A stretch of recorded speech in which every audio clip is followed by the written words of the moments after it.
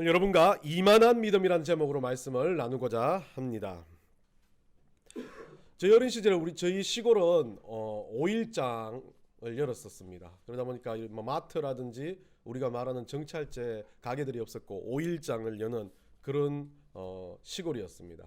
이 5일장에 가면 참 볼 것도 많고 재미도 많고 여러 가지 일들이 있는데, 특히 여름이 되면 그 우리 시골 주변에서 이제 과일들이 예전에는 뭐 그렇게 이렇게 냉장 기술이 뛰어나지 않기 때문에 제철에 이게 며칠 내로 생산한 제품들을 가져와 가지고 거기다 막 널어 놓으니까 그때 다 팔아야 됩니다. 그러다 보니까 어떤 날은 막 뭐 참외가 엄청 싸게 나오고 어떤 날은 수박이 엄청 싸게 나오는 그런 날들이 참 많았습니다. 그 예전에 저희 외갓집도 수박 가수원을 했기 때문에 이 수박 자체는 그렇게 오래 가지 못합니다. 그러다 보니까 가놓으면 막 큰 이 경기 같은 걸로 갖다 놓고 막 부어 놓고 그냥 싸게 뭐 2,000원 3,000원에 막 가져가라고 그렇게 합니다. 그러면 막 아주머니들이 막 지금 여러분들 마트에 행사하듯이 막 거기도 막 모여듭니다. 시골 아주머니들 늘 농사 짓고 그러다 보니까 다들 다 이 모든 이 과수원의 이 과일들에 대한 지식은 한 가닥씩 하시는 분들입니다. 그러다 막 거기에 수박 그 이 큰 트레이에 모여 가지고 아주머니들이 막 만지고 들고 막 두드리고 난리를 합니다. 그와 동의. 그런데 이제 그것 갖고 달리 요즘은 정찰제지만 거기에서는 4,000원 5,000원 적어 놔도 들고 또 한 번 더 이 자기가 고른 수박을 들고 주인하고 흥정을 합니다. 그런 모습은 사라졌지만 요즘에도 과일을 보면 뭐 이렇게 마트에 싸게 나오는 것들을 보면 그런 일들을 참 많이 보게 됩니다.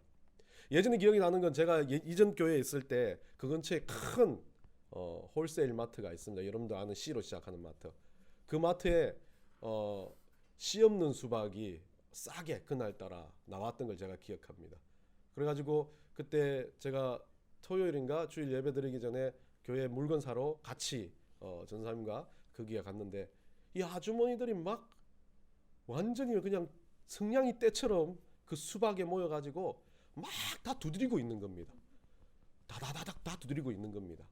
이게 이 그런 모습들은 전염성이 강하죠. 그러니까 수박이 싸고 좋다라는 생각이 막 사람이 모였으니까 다 한 사람이 두드리기 시작하니까 모두가 수박을 막 두드리는 겁니다. 막 두드리면서 막 어떤 아줌마는 어떤 게 맛있나고 그 경상도 할머니가 막 그러니까 할머니가 또 이 수박은 내가 농사 지어봐서 한데 난리가 난 거죠. 막 그래가지고 두드리고 있는데 저도 또한 그날 그 다음 날 오늘 오시는 뭐 강사분들 수박을 사야 된다 그러길래 우리 그 전도사님은 대도시 사람이다. 자기는 부산 사람이다. 수박을 전혀 모른다. 목사님이 골라달라. 그래서 저도 이제 고르러 들어갔습니다. 사람은 심리적으로 좋은 건 안 좋은 건 모릅니다. 여러분들 수박 고르는 방법 아십니까? 예, 요 근래도 제가 우리 와이프 보고 수박 잘못 골랐다고 이 꼭지가 말랐다. 이거는 아주 신선하지 않은 수박이야. 그러는데 일주일 동안 우리 냉장고에서 신선하게 있습니다. 그래서 제가 하는 짓이 꼭지가 안 마르고 까만 줄이 아주 진하게 있고 이런 수박을 고른 다음에 마지막으로 뭘 하면 그 두드립니다. 탕탕. 예, 새벽 교회 예배 종처럼 댕댕 우와 성덕대한 신조처럼 더 신종 소리처럼 더 울리는 소리와 함께 청아한 소리가 들리는 수박이 제 앞에 있었는데 그걸 딱 잡는데 옆에 아주머니가 또 제가 잡았는데 그걸 두드리는 겁니다. 그럼 저는 질서에 대해서 상당히 민감한 사람이죠. 제가 잡은 수박을 이 사람이 두드린다는 건 어때요? 이 수박을 가져가겠다는 의미가. 저는 들고 아주머니를 째려보면서 그 아주머니가 소리가 너무 좋은지 아주머니도 아이고 아저씨 그 수박 살 거야 안 살 거야 묻는 거야. 딱 끌어안으면서 제가 얼마나 이 소리를 듣고 골랐는데 하면서 가슴에 딱 끌어안고 아주머니를 보면서 살 겁니다. 그러니까 그래 소리가 이 아줌마가 웃겨. 소리가 그렇게 안 좋아 보이. 자기가 두드리고 물어본다는 건 소리가 좋아서 자기가 사겠다는 뜻 아닙니까? 그런데 소리가 그렇게 안 좋아 보여 저한테 그러는 거야. 그 순간 더 확신을 가지고 끌어안으면서 아니요 이거 소리 너무 좋아요 라고 이야기를 하고 가지고 왔습니다. 수박은 그렇게 말합니다. 이 두드리는 소리에 따라 들리는 소리에 따라 다르지만 사람들이 수박 두드리면 소리가 듣고 산다 그러는데 어떤 이 수박 가수원 그 농장주가 나와가지고 유튜브에 있는 걸 봤는데, 예, 소리는 사람 귀에 다 다르게 들린답니다. 그 소리로 판별을 한다는 것 자체가 엄청나게 대단한 사람 외에는 수박은 대부분 그냥 신선한 거 고르시라고.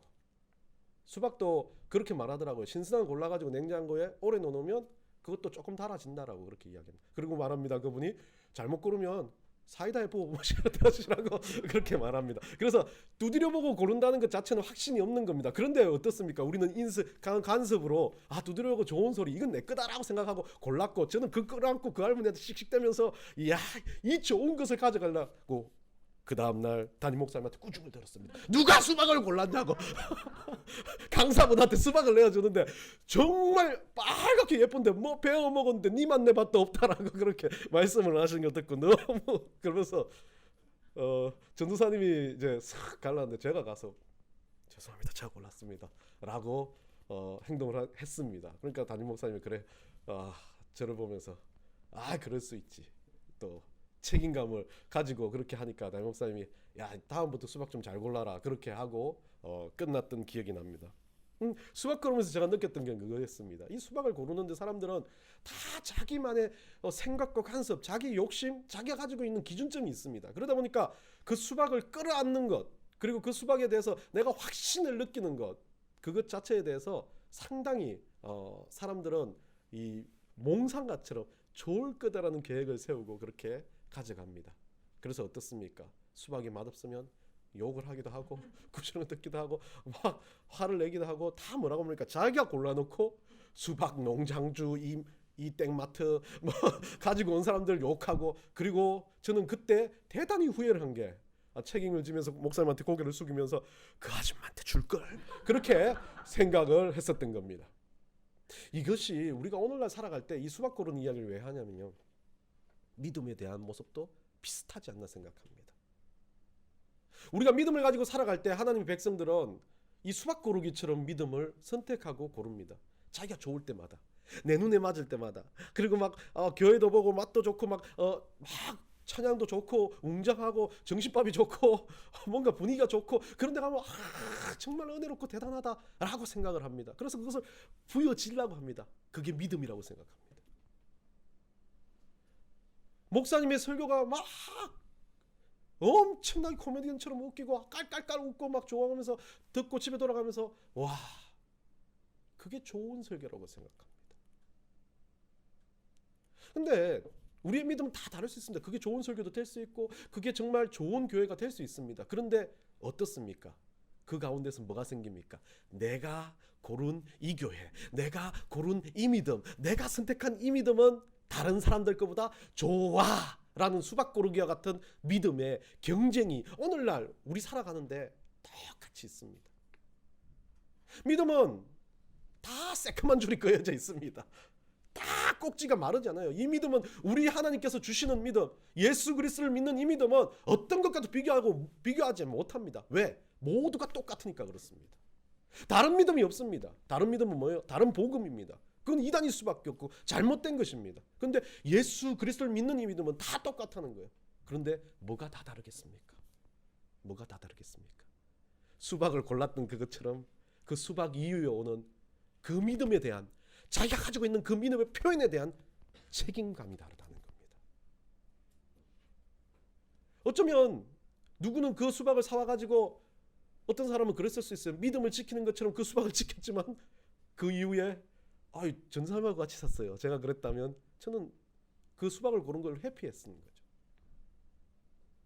제가 그 앞에서 목사님 앞에 정말 죄인이라도 됐냐, 수박 하나 잘못 골랐다고, 왜 그러냐면 자랑을 했습니다.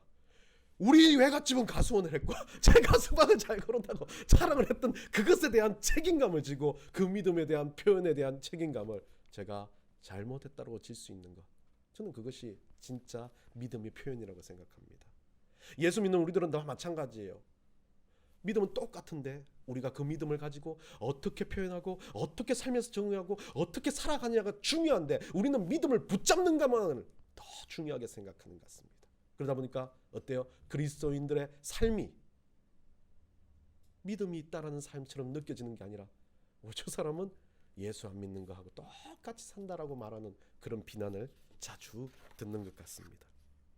힘든 상황이나 자신의 실수, 자신의 어려움, 자신의 잘못됨, 그리고 자신 살아가는 모든 환경을 진짜 믿음으로 살아가고 있다면, 그렇게 잘못되어진다 할지라도 또 믿음으로 주님 앞에 표현하며 그것에 대해서 회개하고 그것에 대해서 주님 앞에 알리며 책임감을 질 수 있는 것, 그게 진짜 믿음이라고 저는 믿습니다.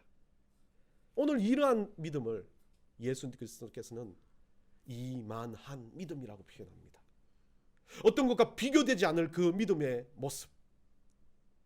믿음은 다 그 중에 제자들도 있었고 많은 이들이 믿음을 가지고 있었지만 백부장이라는 그 한 사람을 들어서 이만한 믿음이라고 표현한 건, 이 백부장이 다른 사람보다 엄청나게 뛰어나고 대단하고 경쟁을 가진 믿음을 가진 게 아니라 진짜 예수 그리스도께서 보시기에 그 믿음의 책임을 지고 있는 그런 모습을 보였기 때문에 저는 그렇다라고 이야기합니다. 오늘 이 본문의 내용을 가지고 믿음으로 우리가 살아갈 때, 이 믿음을 가지고 살아갈 때 우리는 어떠한 모습, 어떠한 책임감을 가지고 살아가야 되는지에 대해서 조금은 생각해 보려고 합니다. 수박을 고른 것과 같이 쉬울 수도 있겠지만 우리가 믿음을 가지고 있다면 그 이후부터 살아가는 모든 삶의 모든 걸음은 어쩌면 믿음을 지키고 믿음으로 표현하고 믿음으로 인해서 오는 모든 문제들을 해결하며 그 책임감을 가지고 살아가는 인생이라고 저는 생각합니다. 그렇기 때문에 이 백부장이 보여준 모습은 참 중요합니다. 여러분 잘 아시겠지만 로마인들로부터 이스라엘 민족들은 통치를 당했습니다. 그런데 우리가 말했던 일본의 압제처럼 그렇게 통치를 당하지 않았습니다. 로마는 어땠습니까?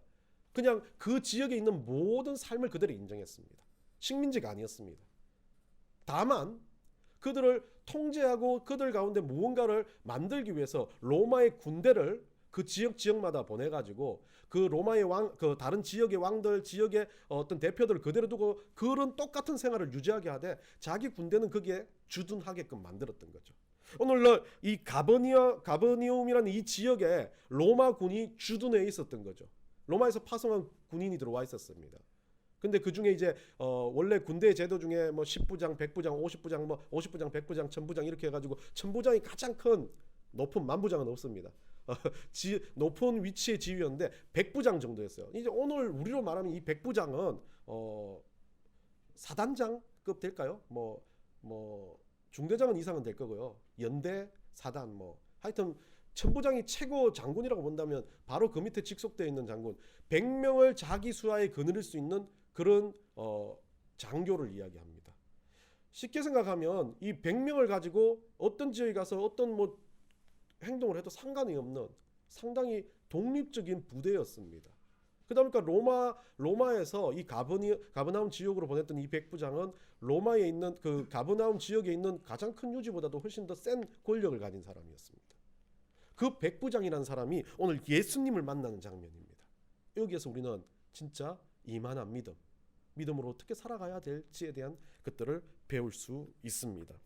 이 백부장은요, 소위 말하는 로마에서 파송됐고 로마의 귀족입니다. 그러다 보니까 백부장이 이 가버나움 식민지에 있는 그 지역에서 자기 집안에 있는 사람을 두는 것, 쓰는 것, 뭐 다 그 지역 사람들을 썼을 겁니다.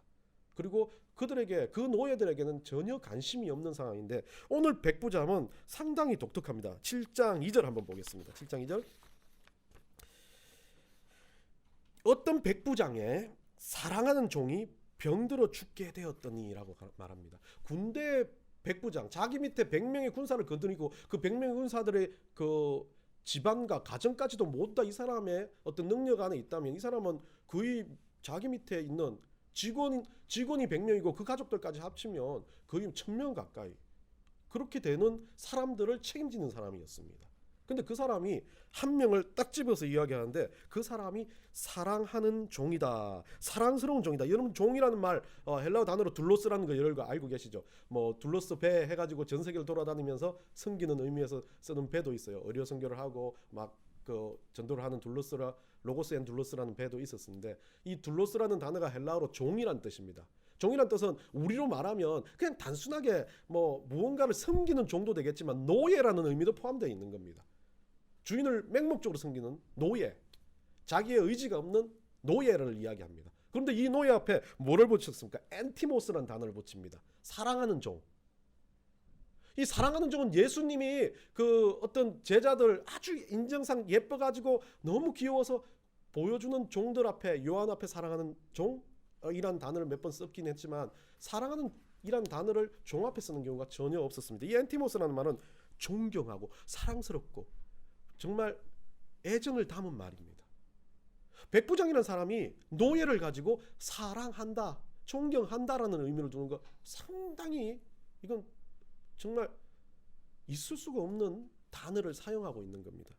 그러면서 그 사랑하는 종이 병들어 죽게 되었더니라고 이야기합니다. 이것을 기록하는 이 지금 누가 입장에서는, 누가는 의사 입장이었고 그 상황을 잘 알고 있다면 이 백부장이 했던 행동이나 말 때문에 그 앞에 이 종을 백부장이 어떻게 했다? 사랑했다라는 이야기를 기록한 겁니다. 결국 백부장은 이 종을 존경했고 이 종을 누구보다도 믿고 신뢰했던 것 같습니다. 근데 이 종이 병들어 죽게 되었다는 거죠. 이 종이 병들어 죽게 되었던 이 이야기를 듣고 이 예수님을 향해서 백부장이 이 종을 낫게 해달라는 가정이 시작되는 겁니다. 3절에 가서 이 유대인들에 대한 이야기를 하기 전에 이 백부장의 모습 중에 하나였던 것은 종을 사랑한다라는 의미가 아니라 오늘 예수님은 그 백부장의 믿음을 봤는데 그 믿음이 뭐였습니까? 미흡하고 정말 천박하고 남들에게 손가락질 받고 아니면 인간 취급당하지 못하는 그 노예 앞에 그를 존경하고 사랑한다는 의미를 담았던 삶을 보여준 백부장을 보며 예수님은 어쩌면 이만한 믿음이라고 했을 거라는 겁니다. 이유는 예수님도 그랬지 않습니까? 한 영혼을 천하보다 더 사랑했기 때문에. 그래서 예수님이 죽을 수 있었다는 거죠. 예수님 보시기에는 이 백부장이 그 노예 한 명을 사랑하는 것 자체가 너무 감격적이었던 거죠. 그래서 이방인이었고 어쩌면 피를 가지고 전쟁을 하고 사람을 죽이는 그런 군대 장관 그 군대의 백부장을 예수님에게 이 이스라엘 민족 중에서도 찾아보지 못할 믿음의 소유자라고 일컬어 준 겁니다. 첫 번째 우리가 배워야 할 것은 이 노예를 사랑하는 백부장의 마음입니다. 지위와 높이와 고관을 상관하지 않고 누군가를 한 영혼으로서 받아들이고 사랑할 수 있는 것. 그게 예수님이 믿음을 가진, 믿음으로 표현하는, 믿음으로 살아가는 첫 번째 전제라고 말씀하시는 겁니다. 두 번째로 가면요. 이 두 번째는 3절에 나와 있습니다. 예수의 소문을 듣고 유대인의 장로 몇 사람을 예수께 보내어 오셔서 그 종을 구하여 주시기를 청한지라. 여러분들 이상한 거 느끼지 않습니까? 유대인들, 여러분들 생각이 어때요? 바리새인들, 유대인들은 예수님 좋아해요, 싫어해요? 예, 율법으로 배운 거하고 예수님 메시아로 오는 거하고 완전히 다릅니다. 적이에요. 예수님을 이 유대인들이 마지막에 예수님이 그 골기에서 죽이기도 하지만 이 유대인들이 예수님이 메시아가 되면 자기의 터전들을 다 잃어버려요. 그러면 이 예수님이 자기들한테는 원수요, 적이 있는 거죠. 이 예수님은 이 유대인들에게 필요하지 않은 존재예요. 예수님 높아지면 안 됩니다. 그런데 오늘 예수의 소문을 듣고 유대인 장로 몇 사람을 예수께 보내요 라고 이야기합니다. 누가 보냈습니까? 백부장이 보낸 겁니다. 이 장로들 종교적인 신념을 갖고 있어요. 그런데 목숨보다 귀한 종교적인 신념을 갖고 있는데 백부장이 예수한테 가서 너희들 굽히라고 하는 거 아닙니까 지금? 유대인들 보고 굽히라는 겁니다. 가서 좀 불러오라고 이러합니다. 이 백부장이 천재인지 어떤지는 모르겠지만 그거 모르지 않을 수 없어요.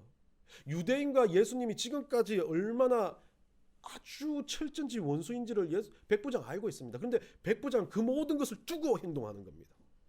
자기가 직접 안 가요. 뒤에 여러분들 이제 가서 이야기하겠지만 이 백부장은 예수 그리스도를 진짜 메시아, 진짜 구주로 인정하는 모습이 뭐예요? 군대 장관이 나도 병사 좀 두고 있는데 위에 있는 정말 하나님의 아들이 너 가라 하는데 안 갈 사람이 누가 있냐고. 근데 제가 어찌 나같이 초라한 존재가 주님 앞에 가는 것 자체가 아니라 주님 말 한마디면 다 끝나버립니다 라고 이야기할 정도로 예수 그리스도를 메시아로 믿는 사람입니다. 그 사람이 어떻게 합니까? 원수, 적대적인 유대 장로들을 예수님한테 보내요. 가서 너희들 예수님한테 좀 와달라고 내 종들 내 죽은 이 병들어 죽게 된 종을 살려달라고 말해라고 이야기합니다. 참 재밌는 이야기지만 어떤 목사님들은 이걸 가지고 막 세상이 걸려가지고 뭐 가져가지고 그렇게 활용해야 된다라고 이야기하지만 이 백부장은 상당히 지혜로운 것 같습니다. 유대인들은 예수님 높아지면 안 돼요. 예수님한테 가서 그렇게 행동하면 안 되지만 어때요? 군부의 명령은 들어야 된다는 거죠. 자기가 있는 그 지역에 있는 왕보다도 더 강력한 명령 자체를 어쩔 수 없이 들어야 된다는 겁니다. 그리고 그 행동을 하게 만드는 거죠. 저는 이걸 가지고 우리가 믿음을 가지고 살아갈 때 내가 하는 삶의 영향력에 대한 이야기라고 저는 믿습니다. 아마도 이 유대 장로들이 자기는 목숨 걸고도 예수님이 메시아가 아니라는 걸 증명하려면 야 백부장 막 자기 선동해가지고 백부장 말 막 반대해가지고 폭력을 행사하고 막 싸우고 반동을 하고 했을 거 아닙니까? 유대인들은 그러고도 남아요. 왜? 그렇게 했으니까요. 유대인들의 방식은 그거였습니다. 그런데 오늘 이 유대인들은 어떻습니까? 4절요. 이에 그들이 예수께 나와 간절히 구하여 어땠습니까? 예수께 나와 간절히 구했습니다. 그것도 간절히 그냥 구한 게 아니라 간절히 구했어요. 우리 백부장이 시키니까 좀 해주세요. 그러면서 이 일을 하시는 것이 이 사람에게 합당하다이다. 왜요? 자기들은 믿음하고 상관없어요. 당신이 메시아고 당신이 뭐 구세주 이런 거 상관없지. 내가 본 그 백부장은 그 사람이 살아온 인생을 보면 당신이 뭐 어떤든지 그 종 좀 살려줬으면 좋겠다라고 아주 지극히 종교적으로 자기 목숨을 건 그런 상황들을 다 파괴해버리고 그 사람 좋으니까 그 사람 괜찮으니까 그 사람 한번 말 들어주면 안 될까요? 라고 자기의 무릎을 굽히게 만드는 겁니다. 종교적인 신념도 깨트리게 만들어버리는 거예요. 그 사람의 영향력과 살아온 삶의 흔적 때문에 그래요. 어떻습니까? 5절입니다. 그가 우리 민족을 사랑하고 얼마나 열심히 사랑했겠어요. 그가 또한 우리를 위하여 회당도 지어주고 삶 자체가 그 삶 자체가 우리에게 존경이 되고 영향력이 됐던 사람인데 이 사람 말 좀 당신이 메시아이건 뭐건 저 그거 상관없습니다. 이 사람의 모습만으로도 이 사람이 살아왔던 그 모습만으로도 그 영향력만으로도 한번 들어주셨으면 좋겠다라고 이야기하는 겁니다. 백부장은 자기가 살아왔던 삶의 흔적과 믿음의 영향력을 가지고 이단들과 잘못되어 있는 사람들의 모든 생각들을 그냥 단순히 일상에 깨부숴버린 겁니다. 어떤 것도 하지 않았어요. 그냥 장로님들 좀 가서 해주시면 안 돼요. 이 한마디에 자기들이 나서서 메시아가 뭔 상관없으니까 와서 해주세요. 믿음은 모든 삶에서 우리가 그냥 단순하게 살아가는 것이 아니라 어떤 환경, 어떤 모습이 되더라도 예수 그리스도를 믿는 믿음으로 책임감을 가지고 내가 이 일에 대해서 묵묵히 삶의 영향력을 가지고 살아갔을 때 그것들이 흘러가게 된다는 거예요. 이단들에게 한 번, 두 번 만나고 그들과 막 대화하지 말라. 대화할 필요가 뭐가 있어요? 이 백부장 대화했나요? 종교적인 설전을 했나요? 안 했어요. 그냥 정말 꾸준하게 자기 인생 가운데 열심히 살고 모든 것에 대해서 하나님 말씀대로 꾸준하게 사랑하며 살아갔을 때 그것들이 흘러가기 시작한 거죠. 그리고 인정하기 시작합니다. 난 저 사람 종교가 어떻게 되든 상관없어. 난 저 사람의 확고한 삶의 영향력을 믿는다는 거죠. 그리고 그 일로 인해서 하나님의 복음이 역사가 흘러가게끔 하는 정말 복음이 전달되는 그런 통로가 되게 만드는 백부장의 모습. 그게 진짜 믿음. 이만한 믿음을 보지 못했다고 예수님 말하는 이유입니다. 마지막으로 그렇게 말합니다. 제가 아까 설명드렸던 이야기인데요. 7절입니다. 그러므로 내가 주께 나아가기도 감당하지 못할 줄 알았나이다. 나 같은 거 주님 앞에 나가서 그거 하는 것 자체가, 그걸 청하는 것 자체가 감당 안 되는 일입니다. 백부장이 말해요. 그러면서 말씀하사 내 하인을 낫게 하소서.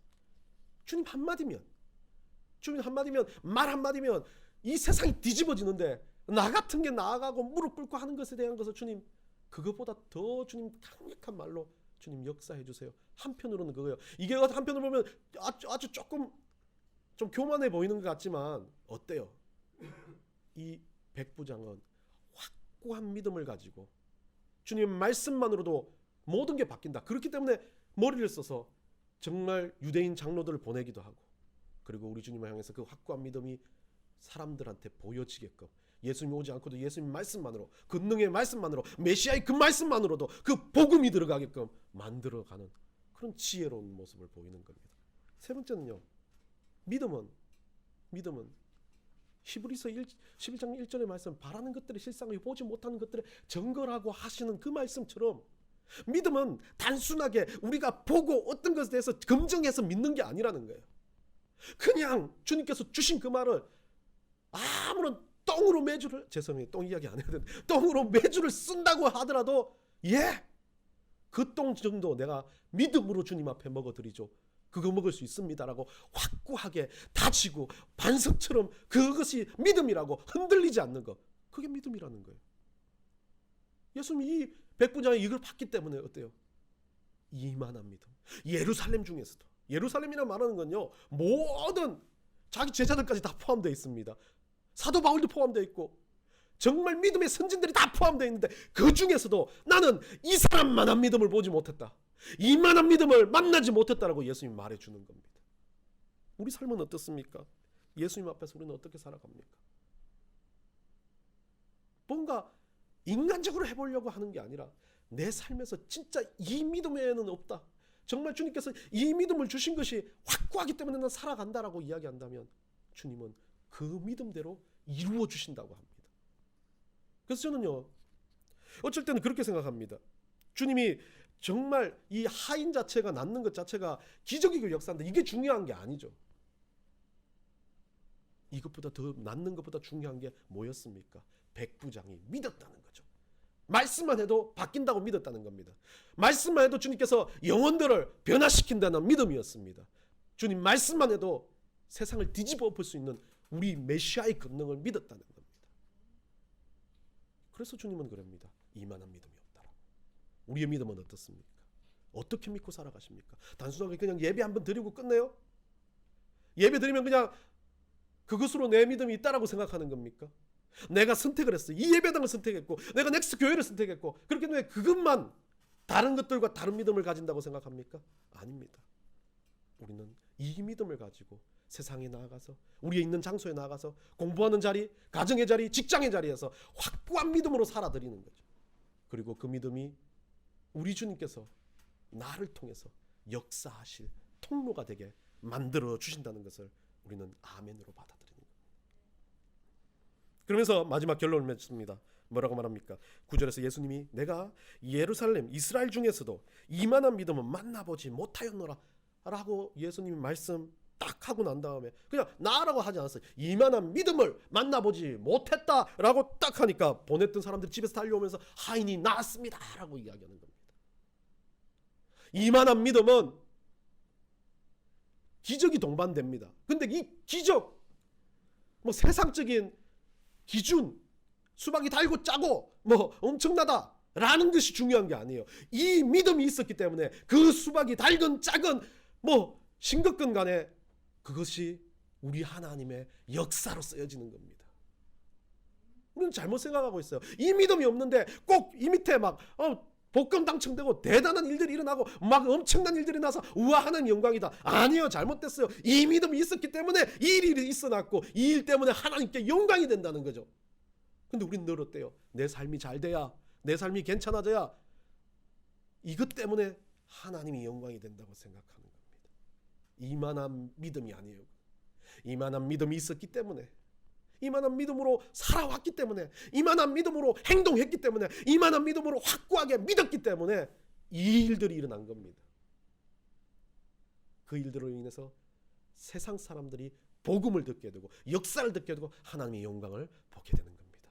한 주간 여러분 살아갈 때 이 백부장의 믿음처럼 예수님이 정말, 여러분한테 너무 크게 카테고리를 주면 안 되는데 양산보다 크게 대한민국 가운데서 이만한 믿음을 보지 못했다. 이게 너무 교만한가요? 그냥 그렇게 합시다. 우리 예수님이 그냥 생각하시기에 이만한 믿음을 보지 못했다라고 그렇게 예수님이 칭찬하시는 그런 넥스트의 식구들이 되시기를 간절히 축원합니다.